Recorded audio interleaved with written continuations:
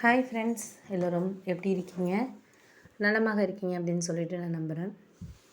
இன்றைக்கி ஒரு நல்ல ஒரு கதையோடு தான் உங்ககிட்ட நான் சொல்கிறதுக்கு வந்திருக்கேன். அதற்கு முன்னாடி நீங்கள் நம்ம கதைகள் எல்லாமே உங்களுக்கு பிடிக்கும் அப்படின்னு சொல்லிட்டு நினைக்கிறவங்களா இருந்தீங்கன்னா மறக்காமல் சேனலை சப்ஸ்கிரைப் பண்ணுங்கள், பெல் பட்டனையும் கிளிக் பண்ணுங்கள். அப்போ தான் நான் போடக்கூடிய கதைகள் டெய்லி உங்களுக்கு நோட்டிஃபிகேஷன்ஸில் வரும். நீங்கள் பார்த்து உங்களுக்கு பிடிச்ச மாதிரியான ஒரு கதைகள் இருந்துச்சுன்னா லைக் பண்ணிவிடுங்க. வாங்க கதை என்னன்ட்டு பார்க்கலாம். என் பேர் பார்த்திங்கன்னா சரோஜா. சரோஜா ஒரு வீட்டு வேலை செய்யக்கூடிய ஒரு பெண். அவளுக்கு பார்த்திங்கன்னா வீட்டு வேலை செய்கிறது மட்டும்தான் ஒரு தெரிஞ்ச ஒரு வேலைன்னு சொல்லலாம். மற்றபடி வேறு ஒரு கடைகளில் வேலை பார்க்குறது அந்த மாதிரி எதுவுமே அவளுக்கு தெரியாததுனால அந்த அனுபவம்லாம் அவளுக்கு கிடையாது. அதனால் சரோஜா வீட்டு வேலை மட்டும்தான் அவங்க ஏரியாவில் ஒரு 3 வீட்டில் பாத்திரம் விளக்குறது, வீடு கூட்டுறது இந்த வேலைகள்லாம் பார்த்து அது மூலயமா வரக்கூடிய வருமானத்தில் பிள்ளைங்களையும் படிக்க வச்சுட்டு இருந்தா. சரோஜாவோட கணவர் ஒரு வாட்ச்மேன் வேலை பார்த்துக்கிட்டு இருந்தார். ஒரு அப்பார்ட்மெண்ட்டில் வேலை பார்த்துக்கிட்டு இருந்தாருக்கு. அவர் வருமானம் ஒரு மாதம் ஒரு 8000 ரூபாய் கிடைக்கும். அதை வச்சு அவங்க வாடகை கொடுக்கணும். அதனால் சரோஜாவும் வீட்டு வேலை செஞ்சு கொடுக்குறது, சமைக்கிறது இந்த மாதிரி வேலைகள் தான் பார்த்துக்கிட்டு இருந்தா. ஒரு 3 வீட்டில் பார்க்குறதுனால அதில் கூடிய வருமானம் ஒரு 10,000 ரூபாய் மாதம் அவளுக்கு கிடைக்கும். அது மூலியமாக தான் பிள்ளைங்கள 2 பிள்ளைங்களையும் ஒரு நல்ல ஒரு ஸ்கூலில் ஒரு ஃபீஸெல்லாம் கம்மியான ஒரு ஸ்கூலில் படிக்க வச்சுக்கிட்டு இருந்தாங்க அதே ஏரியாவில். இப்படி தான் போயிட்டு இருந்துச்சு. சரோஜாவும் அவரோட கணவர் பேர் பார்த்திங்கன்னா மகேஷ். மகேஷ் ஊரில் இருந்தப்பயே சரோஜாவை விரும்பி தான் கல்யாணம் பண்ணி அழைச்சிட்டு இங்கே வந்துட்டாங்க. அதுக்கப்புறம் ஒரு 3 வருடம் 2 குடும்பமே பேச்சுவார்த்தை இல்லாமல் இருந்ததுக்கப்புறம் மகேஷுக்கு முதல்ல ஒரு பெண் குழந்தை பிறந்ததுக்கு அப்புறம் தான் சரோஜா வீட்லேயும் சரி, மகேஷ் வீட்லேயும் சரி கொஞ்சம் பேசுகிறதுக்கே ஆரம்பித்தாங்க. அது வரைக்கும் ஒரு 3 வருஷம் யாருமே இவங்கக்கிட்ட பேசலை, எந்த ஒரு தொடர்புமே இல்லை. இவங்களும் ஊருக்கு போகலை.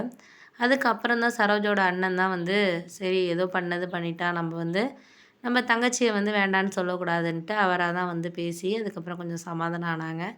அதுக்கப்புறத்துலேருந்து ஊருக்கு போகிறது, திருவிழாவுக்கு ஒரு விசேஷம்னா போகிறது வர்றது அப்படின்ட்டு தான் இருந்தாங்க. சரோஜா வீட்டில் வேலை பார்த்துட்டு இருந்த வீட்டில் பார்த்திங்கன்னா 3 வீடுகள்லையுமே அதில் ஒருத்தவங்க மட்டும் கொஞ்சம் இதாக இருப்பாங்க. இவளுக்கு அந்த அளவுக்கு ஒரு இது கொடுக்க மாட்டாங்க. மற்ற 2 வீடுகள்லையுமே சரோஜா வர்றதுக்காக இருக்கட்டும், ஒரு சாப்பிட்றதுக்காக இருக்கட்டும் எதுவுமே கணக்கு பார்க்க மாட்டாங்க. ஆனால் அந்த ஒரு வீட்டு அம்மா மட்டும் இந்த டைமுக்கு வரணும், இவ்வளோதான் பண்ணுறேன், இவ்வளோதான் சம்பளம் அப்படின்னு சொல்லிட்டு கொஞ்சம் பார்த்து ரொம்ப ஒரு மாதிரி கணக்காக தான் இது பண்ணுவாங்க. ஆனால் சரோஜா அப்படியெல்லாம் யாருக்கிட்டையுமே இது பண்ண மாட்டாள். அவங்க ஒரு வேலை சொல்கிறாங்கன்னா வேறு வேலைகள் இருந்தாலும் அதை செஞ்சு வச்சுட்டு போகக்கூடிய ஒரு ஆள். ஆனால் அந்த அம்மாவுக்கு அது தெரியாது. நம்ம தான் காசு கொடுக்குறோம்ல, அவங்க மருமக சொல்லுவாங்க, அந்த பொண்ணு நம்ம வீட்டுக்கு பாத்திரம் கழுவுறதுக்கு கூட்டுறதுக்கு மட்டும்தான் வருது. இருந்தாலும் துணியெல்லாம் எடுத்தாந்து மடித்து வைக்கிது, துணி துவைச்சிருந்தா கொண்ட காய வைக்கிது, இந்த வேலைகளும் தானே பார்க்குது அத்தை. நீங்கள் என்ன அந்த பொண்ணுக்கு நான் ஒரு புடவை கொடுத்தேங்கிறதுக்காக இந்த மாதிரி பேசுகிறீங்க அப்படிங்கிற மாதிரி அந்த பொண்ணு சொன்னதுக்கு, அதெல்லாம் உனக்கு தெரியாதுமா அப்படின்னு சொல்லிட்டு அவங்க மருமகளையே பேசினாங்க. அவங்க மருமகளுக்கு கொஞ்சம் கவலை ஆகிட்டு. என்ன தான் வீட்டில் வேலை பார்க்குறவங்களா இருந்தாலும் அவங்களுக்கும் நம்ம மரியாதை கொடுக்க வேண்டிய விஷயத்தில் மரியாதை கொடுத்து தானே ஆகணும் அப்படின்னு நினைக்கக்கூடிய ஒரு பெண்ணு தான் அவங்க. ஆனால் இது சரோஜாவுக்கு ஒரு அந்த மருமகளுக்காக அந்த வீட்டில் வேலை பார்த்துட்டு இருந்தாங்க. அவங்க மாமியார் பேசுகிறதுக்காகலாம் கோவப்பட்டிருந்தா கண்டிப்பாக அவங்க அந்த வேலை பார்க்க முடியாது. ஆனால் அவங்க மருமக ரொம்ப நல்லா ஒரு பொண்ணு.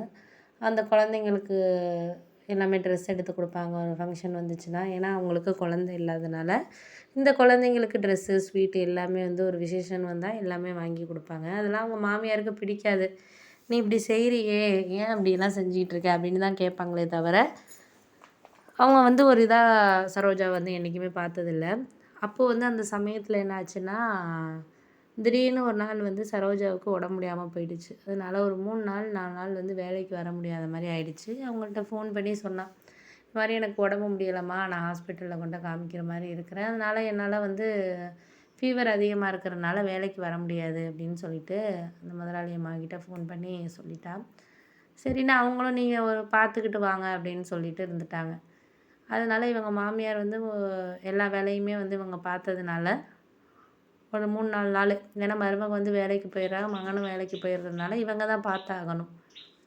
ஏன்னா அவங்களாம் காலைல 7 மணிக்கு கிளம்புறதுனால எல்லா வேலையும் இவங்களால பார்க்க முடியாதுங்கிறதுனால இவங்க தான் பார்த்தாகணுங்கிற மாதிரியான ஒரு சூழ்நிலை வந்துச்சு.